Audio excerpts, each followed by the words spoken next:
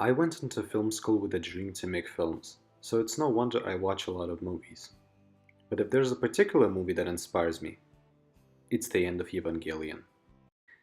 Yes, out of old film movies out there, my favorite one is a Japanese animation film.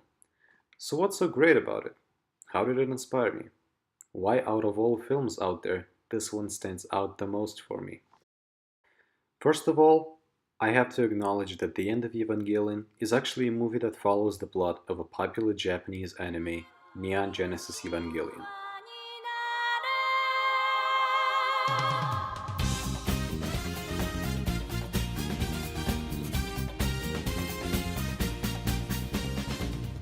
The anime follows Shinji Ikari, a depressed teenager who got called by his father, whom he never met, to finally reunite together. Unfortunately, once Shinji comes home, he finds out that his dad only wants him to use him to pilot a gigantic robot called Eva, the only weapon capable of destroying angels, which can be only manned by children. Under the circumstances, Shinji agrees and becomes one of the Eva pilots alongside a German recruit Asuka and mysterious Rei, battling multiple angels throughout the series and interacting with various characters, whom have conflicted thoughts and doubts about Shinji. The series gained notoriety when teenagers started watching Evangelion along with other cartoons like Pokemon or Gundam, only to realize that it was nothing like the anime that was coming out at that time. What seemed to be an entertaining cartoon about robots fighting each other turned out to be one of the most depressing and terrifying things to come out from that genre, not only visually, but psychologically. The anime explored themes of human relations, asked the questions of being and self-worth, ultimately making the viewers question their own worldview, lifestyles, and philosophies. Two final episodes of the show were famous by how they refused to create a climactic ending to the chaotic direction of the show, and instead focus on the inner world of the characters, their thoughts, desires, wants, and needs, concluding the series with a scene where Shinji is congratulated by the main characters for finding himself in the cruel world around him. Most of the fans were upset by the ending, and for obvious reasons. The confusing resolution to the finale left many fans betrayed and heartbroken. It even came to the point where the director, Hideaki Anno, received multiple death threats in his mail. Though the ending was very controversial, Anno stood his ground and defended his artistic choices. Finally, in the 1997, The End of Evangelion came out, serving as an alternative ending and the climatic conclusion to the show. Instead of a happy ending that the original show provided, the film took a drastic turn and told a different, horror-like story where the world comes to an end. It takes the viewer for a surreal cinematic ride, where the viewer experiences an emotional journey like no other. The movie opens with a scene where Shinji, broken by the death of his only friend in the sea of people who despise him and view him as nothing, comes into a hospital and masturbates to the comatose body of Asuka.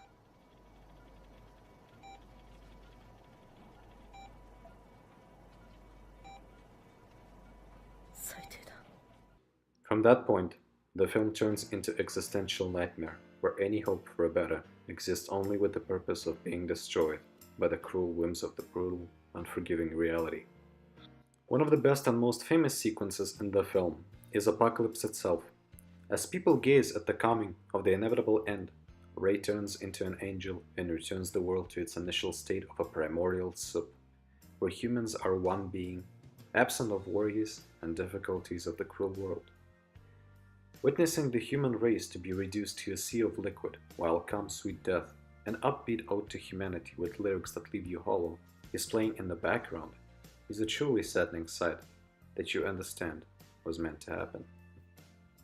Shinji, being the only person who could stop the coming of the end, is pushed by the ignorant characters that berated him, only for him to do nothing, as he has nothing to live for, no one to love, no one to protect.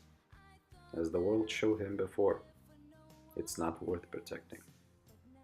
And thus, unable to prevent the apocalypse, Shinji and Asuka are the only two people who are not turned, live long enough to see the deadly aftermath. And the result, Shinji tries to strangle her and get rid of all of his frustrations, all his problems, all his complexes in the face of this little girl, only for her to gently caress his face, non-verbally telling him, "Pain always will be with you." As he breaks down and cries, she looks at him and utters the final words of the film, concluding the story forever and sending the message to the viewer.